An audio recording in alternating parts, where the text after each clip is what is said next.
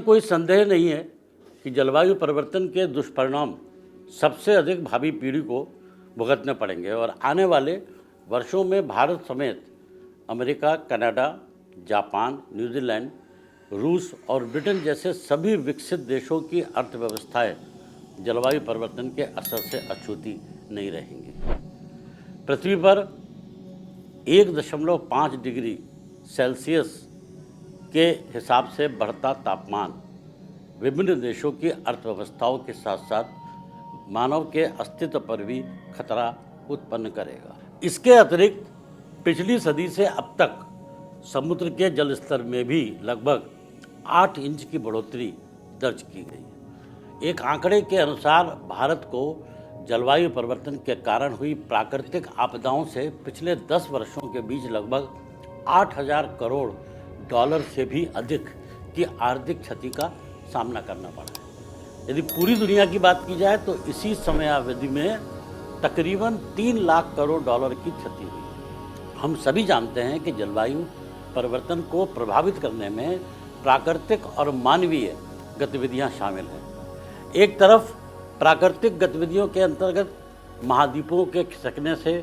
समुद्री धाराएं और हवाएं प्रभावित हो रही, वहीं दूसरी ओर हिमालय पर्वत की श्रृंखला प्रति वर्ष 1 मिलीमीटर की दर से ऊंची हो रही है, जिसका मुख्य कारण भारतीय उपखंड का धीरे धीरे एशियाई महाद्वीप की ओर खिसकना माना जा रहा है।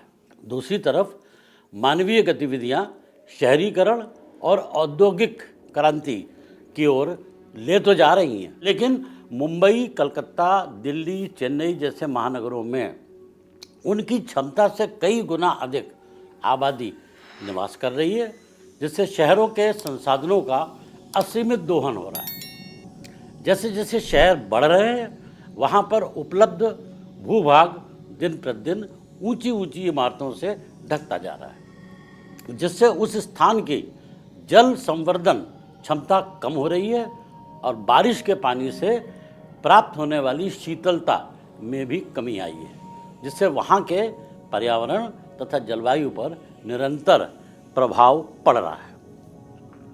निरंतर बढ़ती हुई आबादी की ज़रूरतों को पूरा करने के लिए पेड़ काटे जा रहे हैं। आवास, खेती, लकड़ी और अन्य वन संसाधनों की चाह में वनों की अंधाधुंध कटाई जारी है, जिससे पृथ्वी का हरित क्षेत्र यानी ग्रीन बेल्ट तेजी से घट रही है और साथ ही जलवायु के परिवर्तन में तेजी आ रही है। इसी प्रकार रासायनिक कीटनाशकों एवं उर्वरकों का प्रयोग वायु, जल और भूमि में इनकी मात्रा लगातार बढ़ा रहा है, जो कि पर्यावरण को निरंतर प्रदूषित कर घातक स्थिति में पहुंचा रहा है। विश्व स्वास्थ्य संगठन की रिपोर्ट के अनुसार जलवायु में तापमान के बढ़ने के कारण फेफड़ा और हृदय संबंधी बीमारियों में वृद्धि दिखाई पड़ रही है। वहीं जलवायु परिवर्तन के फलस्वरूप न सिर्फ रोगाणुओं में बढ़ोतरी हो रही है, अपितु इसकी नई प्रजातियों की भी निकल के आ रही है। कहा जा रहा है कि मानव स्वास्थ्य पर जलवायु परिवर्तन के प्रभाव के चलते एक बड़ी आबादी विस्थापित होगी, जो पर्यावरणीय शरणार्थी के रूप में कहलाई जाएगी। इससे स्वास्थ्य संबंधी और भी समस्याएं पैदा होंगी।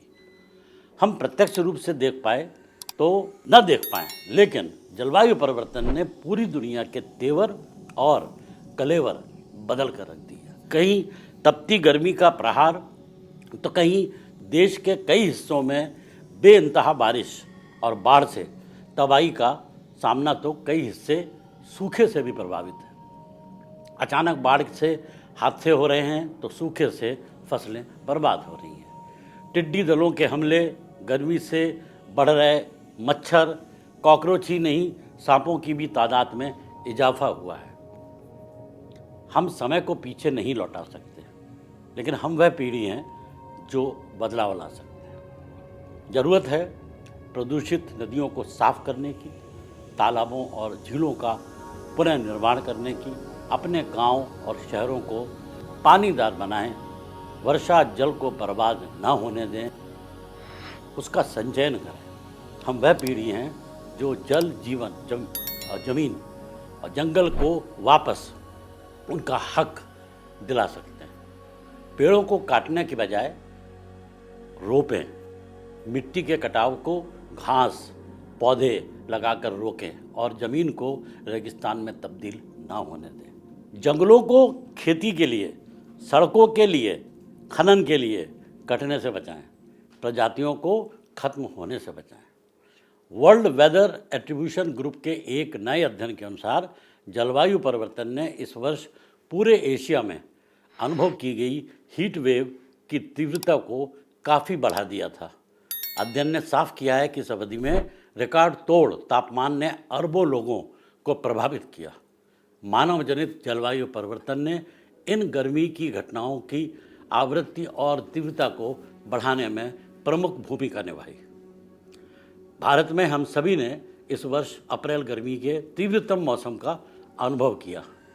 देश की राजधानी समेत उत्तरी राज्यों में तापमान लगातार 50 डिग्री के आसपास जा पहुंचा, जो आने वाले वर्षों के लिए एक खतरे की घंटी है। दरअसल 21वीं सदी में जन्म लेने वाले बच्चों को 3 गुना अधिक सूखे व बाढ़ और 7 गुना अधिक गर्मी का सामना करना पड़ेगा और आवश्यकता है सामुदायिक भागीदारी को बढ़ावा देने की, ताकि जलवायु संकट के समाधान तैयार करने के लिए भारत में एक जन आंदोलन शुरू हो सके और हम जलवायु परिवर्तन के खिलाफ या उसके मिटिगेशन के लिए कुछ कदम उठा सकें।